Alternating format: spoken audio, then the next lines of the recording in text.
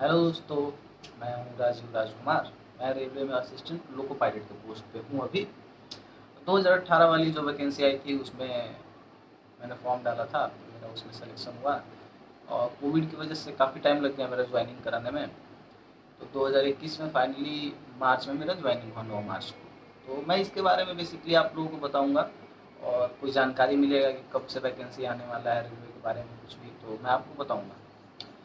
और basically blogging करेंगे, blog channel रहेगा हम लोगों का कि हम लोगों का वर्किंग कैसा होता है, डे टू डे लाइफ कैसा होता है और कॉल बुक कैसे मिलता है, मतलब ड्यूटी का पता कैसे चलता है, हम लोग ड्यूटी जाते हैं तो क्या क्या करना पड़ता है। तो इंजन के अंदर का चीज़ तो नहीं नहीं दिखाना है, अलाउ नहीं है हम लोगों को दिखाना कि अंदर का चीज़ नहीं दिखा सकते। और ड्यूटी में जब साइन ऑन कर लिए, मतलब कि ड्यूटी पे एक बार चले गए तो फ़ोन चलाना अलाउ नहीं रहता है, तो आप फ़ोन नहीं चला सकते हैं। तो बेसिकली जाते टाइम मैं आप लोगों को दिखाऊंगा, स्टेशन का सीन दिखा सकता हूँ, कब ड्यूटी लगता है, कैसे ड्यूटी लगता है, साइन ऑन कैसे होता है, साइन ऑफ कैसे होता है, बेसिकली वो चीज़ें। अब अंदर की चीज़ें मैं नहीं दिखा सकता, उसका अलावा मैं बताया आपको कि 18 में मेरा फॉर्म आया था, 21 में मेरा ज्वाइनिंग हुआ था। तो क्या क्या प्रोसेस था फर्स्ट, तो इसके बारे में जानेंगे और ट्रेनिंग के बारे में जानेंगे। तो एग्ज़ाम, फर्स्ट एग्ज़ाम इसका 3 एग्ज़ाम होता है फर्स्ट तो। पहला सीयूटी 1 होता है जिसमें 75 नंबर का क्वेश्चंस रहता है। उसमें मैथ, साइंस और जनरल अवेयरनेस का क्वेश्चन रहता है और करंट अफेयर्स रहता है। ये हो गया फर्स्ट एग्ज़ाम का। और दूसरा एग्ज़ाम हम लोगों का होता है उसमें सीबीटी 2 में। उसमें 2 पेपर होता है, एक नॉन टेक का होता है और टेक्निकल का होता है। तो टेक्निकल बेसिकली पास होना रहता है आपको, क्वालिफाइंग रहता है। और जो सीबीटी 2 रहता है, सीबीटी 1 रहता है, सीबीटी 1 में जो पहला पेपर रहता है वो 100 मार्क्स का होता है। तो उसमें मैथ रहता है और जनरल अवेयरनेस रहता है, करंट अफेयर्स रहता है और साइंस रहता है। तो हम लोगों के टाइम सिलेबस काफ़ी चेंज हुआ था पहले से। तो साइंस में ज़्यादातर फिजिक्स था, मतलब फिजिक्स ही था और मैथ था। उसके बाद रीजनिंग, सॉरी रीजनिंग पहले वाले में भी रहता है, दूसरे वाले एग्जाम में भी रहता है, मैं बोलना भूल गया। तो रीजनिंग रहता है पहले वाले एग्जाम में भी 30 नंबर्स का रीजनिंग, दूसरे वाले एग्जाम में 30 नंबर्स का रीजनिंग रहता है। तो रीजनिंग भी रहता है। और सीबीटी 2 हो गया, ये सीबीटी 3 का साइको रहता है। साइको के बारे में तो ज़्यादातर लोगों को पता है कि साइको बहुत टफ होता है। उसमें मेन आपके माइंड को टेस्ट करते हैं कि आपका माइंड कितना फास्ट काम कर रहा है, आप डिसीजंस कितना जल्दी ले रहे हो, क्या कर रहे हो, इस चीज़ के बारे में रहता है। तो ये हो गया एग्ज़ाम के बारे में। और एक एग्ज़ाम क्वालिफाई हो गया, तो एग्ज़ाम में क्वालिफाई कैसे करते हैं, तो पहला एग्ज़ाम क्वालिफाइंग रहता है, पहला क्वालिफाई करोगे तो दूसरे एग्ज़ाम में आपको, जो दूसरे एग्ज़ाम का पहला पेपर है उसमें आपको जितना भी नंबर आपका आएगा उसमें 75% आपका मेरिट में जाता है। और जो उसका दूसरा एग्ज़ाम है वो बस क्वालिफाइंग है। और साइको, साइको ऐसा है कि साइको में जितना भी आपका नंबर आएगा और जो 72 का पहला पेपर में आएगा 75%, उसको जोड़ के आपका फाइनल मेरिट बनता है। और फिर उसके बाद साइको पास करना बहुत ज़रूरी होता है। और इसमें दो टाइप का होता है कि आईटीआई से जो फॉर्म भरा है, अगर वो साइको फेल होता है, मतलब साइको पास नहीं कर पाता है, तो उसको टेक्नीशियन का जॉब मिलता है रेलवे में। और जो साइको पास कर जाता है वो उसको लोको पायलट का जॉब मिलता है, असिस्टेंट लोको पायलट का। ये है आपको प्रोसेस। और ज्वाइनिंग, हम लोगों का ज्वाइनिंग लेटर आया था घर पे बाई पोस्ट। उसके बाद यहाँ पे नांदेड़ डिवीजन में तो मैं हूँ, वहाँ पे हम लोग आए, ज्वाइन किए। पेपर्स पेपर्स वगैरह चेक होता है, वो है वो प्रोसेस मैं आपको आगे बताता हूँ। अभी तो मेडिकल हम लोगों का हुआ था विजयवाड़ा में। मेरा पहला और दूसरा पेपर एक ही जगह पे हुआ था, सिकंदराबाद में, और एक ही सेंटर पे भी हुआ था। उसके बाद साइको का पेपर हुआ था मेरे विशाखापट्टनम में। तो विशाखापट्टनम अच्छा जगह है घूमने के लिए भी, आर के बीच वगैरह है वहाँ पे, हम लोग बीच पे बहुत मज़ा किए थे। तो उसके बाद साइको वगैरह हो गया, उसके बाद मेडिकल और ज्वाइनिंग के लिए एक ही टाइम पे हम लोग को बुलाया था। तो मैं गया था वहाँ पे, तो सिकंदराबाद में गए, लालागुड़ा एक जगह है वहाँ पे ज्वाइनिंग कराया, पेपर्स वगैरह चेक किया। वहाँ पे पेपर्स और मतलब राइट था पूरा पेपर। तो उसके बाद मेडिकल का एक स्लिप देता है, उसके लिए 24 रुपीज़ लगता है। तो उसके आगे फिर हम लोग विजयवाड़ा में गए थे मेडिकल के लिए। तो मेडिकल के लिए काफ़ी अच्छा था, वहाँ पे स्टाफ लोग बहुत अच्छे थे। तो बस आई में प्रॉब्लम होने पे ज़्यादा प्रॉब्लम करते हैं लोग, मतलब कि आँख आपका 6/6 का होना चाहिए, विज़न आपका 6/6 का होना चाहिए। बाकी सब तो ठीक ही रहता है ज़्यादातर लोगों का। स्टूडेंट लोगों को क्या ही प्रॉब्लम होता है, ज़्यादा तो नहीं होता है, वैसे भी सब लोग फिट रहते हैं।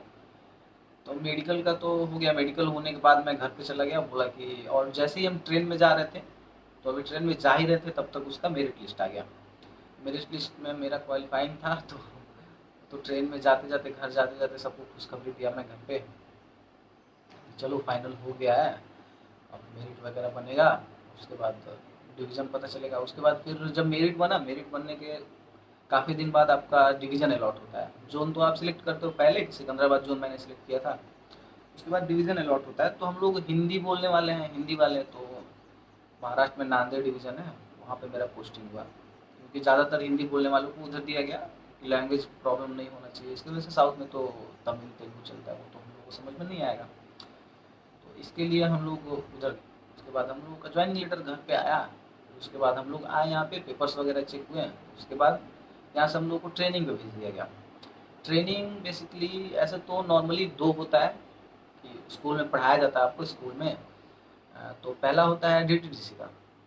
डीटीडीसी होता है डीजल ट्रैक्शन ट्रेनिंग सेंटर। तो वहाँ पे आपको बेसिकली डीजल इंजन के बारे में बताया जाता है कि ऑपरेटिंग कैसे करना है, ट्रबल शूट कैसे करना है, ये सब। वहाँ पे हम लोगों का ट्रेनिंग हुआ। वो वहाँ पे 60 नंबर का पास करना होता है। आप पास नहीं किए तो फिर से पढ़ाएगा, 3 टाइम्स आपको पढ़ाएगा, 2 टाइम्स आपको खुद से पढ़ाएगा और खर्चा वो खुद देगा। और उसके बाद अगर आप फेल होते हैं तो आपको खुद के खर्चे पे वहाँ पे रहना पड़ेगा। आपको सैलरी नहीं मिलेगा, मतलब उस महीने का सैलरी नहीं मिलेगा जिस महीने आप फेल होने के बाद एग्ज़ाम देगा। तो ये रहता है। डीजल ट्रेनिंग कराने के बाद, डीजल ट्रेनिंग कंप्लीट हुआ, रिजल्ट आया। उसके रिजल्ट आने से पहले हम लोग को हैंडलिंग पे भेजता है कि वहाँ पे तो आपको थियोरेटिकल पढ़ा दिया गया, उसके बाद हैंडलिंग होता है जो कि प्रैक्टिकल होता है। उसके लिए हम लोगों को बीदर में भेजा था, सिकंदराबाद डिवीज़न में, ये सिकंदराबाद जोन में है और सिकंदराबाद डिवीज़न में है।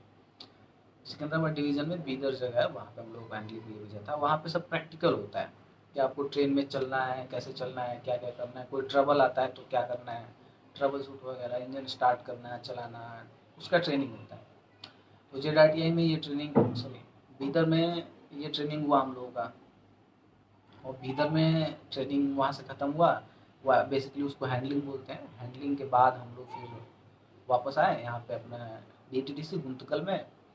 फिर वहाँ से हम लोगों को भेजा जेडआरटीआई, मतलब कि सिकंदराबाद। वहाँ पे हम लोगों को सिग्नल के बारे में बताया जाता है, रेलवे के जनरल रूल्स के बारे में बताया जाता है, ये सब।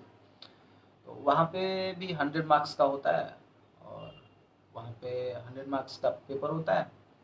वहाँ से आप पास करने के बाद जनरली तो लोगों का पोस्टिंग हो जाता है, लेकिन हम लोगों का वहाँ से पास करने के बाद एलआर के लिए भेजा। पहले पोस्टिंग से पहले फिर हम लोग एलआर कंप्लीट किए। एलआर में होता है कि एलआर में जनरली होता है कि आप रूट लर्निंग उसको बोलते हैं। रूट लर्निंग कि आपको जिस रूट में काम करना है उसका आपको पूरा नॉलेज होना चाहिए कि कौन सा सिग्नल कहाँ है, कौन सा सिग्नल कहाँ है, फर्स्ट ये। और कौन सा सिग्नल, बेसिकली बहुत टाइप का सिग्नल्स होता है, तो कौन से सिग्नल है, क्योंकि ड्यूटी के टाइम आपको सिग्नल कॉल आउट करना पड़ता है, मतलब ज़ोर से चिल्लाना पड़ता है। तो उसके बारे में अच्छे से जानकारी होना चाहिए कि रूट पे कर्व कहाँ है, क्या है, गेट कहाँ है, जो लेवल क्रॉसिंग गेट होता है रेलवे का, वो सब कहाँ है, इसके बारे में रूट लर्निंग में हम लोग सीखते हैं। तो उसके बाद पहले तो रूट लर्निंग से पहले पोस्टिंग हो जाता है, लेकिन जनरली हम लोगों के साथ ऐसा नहीं हुआ। हम लोग स्पेशल थे, हम लोगों के साथ ये नहीं हुआ। उसके बाद हम लोग को इलेक्ट्रिकल ट्रेन भी भेज दिया गया। अभी हम लोग डीजल, इधर डीजल चलता है, लेकिन 2-3 साल में इलेक्ट्रिकल हो जाएगा इधर भी। तो डीजल हो गया, उसके बाद एलआर हो गया, जेडआरटीआई हो गया। अब हम लोगों को इलेक्ट्रिकल ट्रेनिंग सेंटर भेज दिया विजयवाड़ा। फिर वहाँ पे हम लोग ट्रेनिंग किए। वहाँ पे 36 दिन का ट्रेनिंग था, 36 डेज का। और फिर उसके बाद वहाँ से हम लोग वहाँ पे थे तो मज़ा भी आया। वहाँ पे मछलीपट्टनम बीच था, वहाँ पे जाके घूमे। हम लोग जितने बैच वाले थे बस बुक किए और सीधा वहीं पे गए थे। तो वहाँ पे विजयवाड़ा में है मछलीपट्टनम बीच, काफ़ी शांत है, साफ रहता है वहाँ पे। उधर कोई है तो जा भी सकता है। तो वहाँ पे गए, फिर वहाँ से हम लोग का ट्रेनिंग खत्म हुआ वहाँ। उसके बाद यहाँ पे पोस्टिंग हो गया। तो पोस्टिंग हो गया वहाँ पे। पोस्टिंग पूर्णा में है मेरा अभी, यहाँ पे वर्क करते हैं। तो वर्किंग का प्रोसेस तो अभी आगे बताऊंगा आपको नेक्स्ट वीडियो में। और बेसिकली ब्लॉग टाइप का कुछ वीडियो होता है, ब्लॉग वगैरह, वो देखेंगे आप। अगर ब्लॉग देखना है ड्राइवर्स के लाइफ के लिए तो आप सब्सक्राइब कर सकते हो मेरे चैनल। थैंक्स फॉर वॉचिंग, मिलते हैं नेक्स्ट वीडियो में।